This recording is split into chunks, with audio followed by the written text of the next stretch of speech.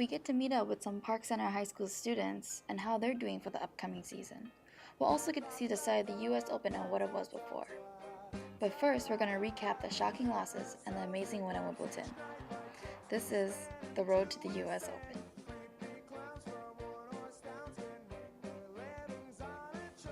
Good afternoon, Minneapolis. I'm Lesley S, and this is the road to the U.S. Open.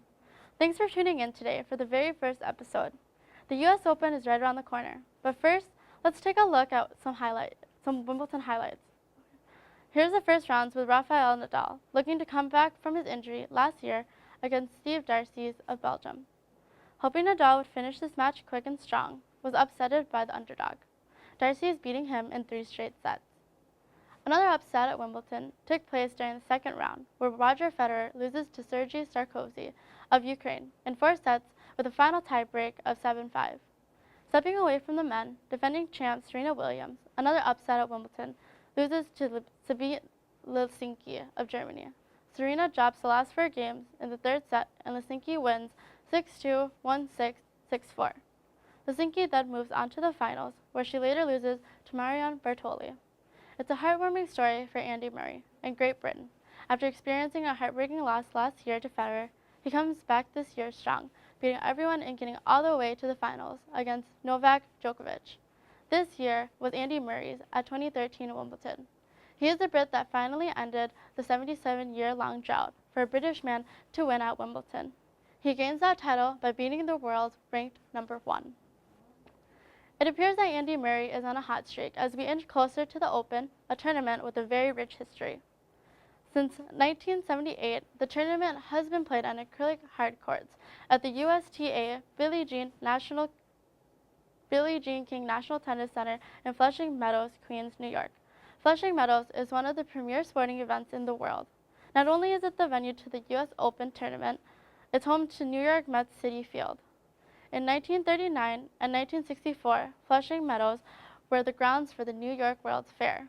While walking the streets of Flushing Meadows, you'll get to take in all the history it has to offer, and you may get to meet your favorite tennis player wandering around. The US Open is the 4th and final leg of the Grand Slam, coming after the Australian Open, French Open, and Wimbledon. Sports reporter Kelly Huang is no stranger to these facilities. She recently shared the court with a group of pirates who served up their experience at the local tennis scene. I'm here at the newly remodeled Park Center High School tennis courts in Brooklyn Park, where some of the students on the tennis team are having a fun time hitting the ball around.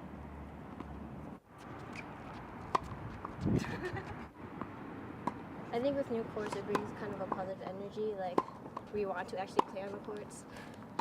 Yeah, they look really, really nice.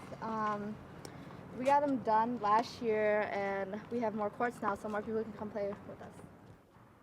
I was curious to find out how the girls are feeling this upcoming season since they were doing so well.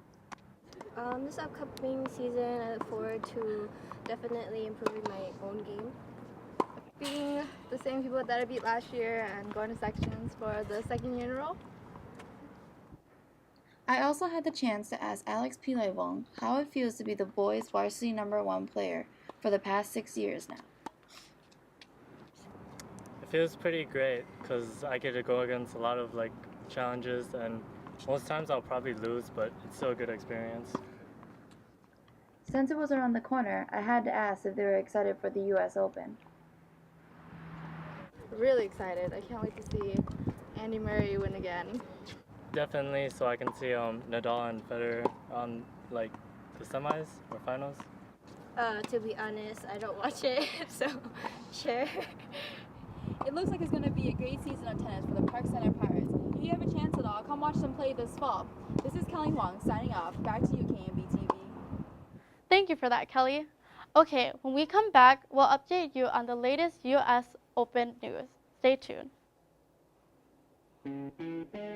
Coming up tonight on Dat New News, we get a reboot from the once popular sport known as hacky sack, a few updates on an ongoing investigation to find a missing man, and don't forget to catch up with our weatherman for the forecast tonight at 5. Tonight on KPOO News at 10, Anthony Weiner changes his name, Lindsay Lohan disappoints fans yet again, and George Zimmerman finally catches a break. tonight on KPOO News.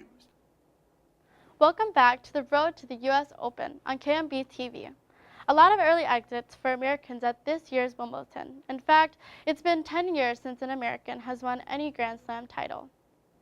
Ticket prices aren't cheap. It can cost you a couple of $100s to attend the Open at Flushing Meadows. You don't have to attend a match, so why not take in some practice on August 25th?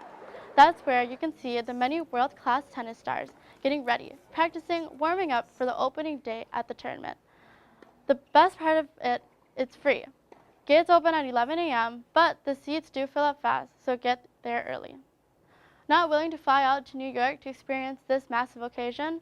Well, here on KMB TV, you'll find all the most recent updates on your favorite players and live airings of some of the matches. Here are some dates you don't want to miss out on. September 7th is the Women's Championship Finals, and on September 8th is the Men's Championship Finals. For more information or tickets, visit the official U.S. Open website at www.usopen.org, which is where you can keep up with your favorite players and see exclusive interviews with them first class. Stay tuned every Wednesday for your #1 resource on the tournament this year at the U.S. Open 2013. Thank you for tuning in today. See you next week when we get to recap the opening ceremony and Lenny Kravitz's performance. Have a great day. Can't do just what you want.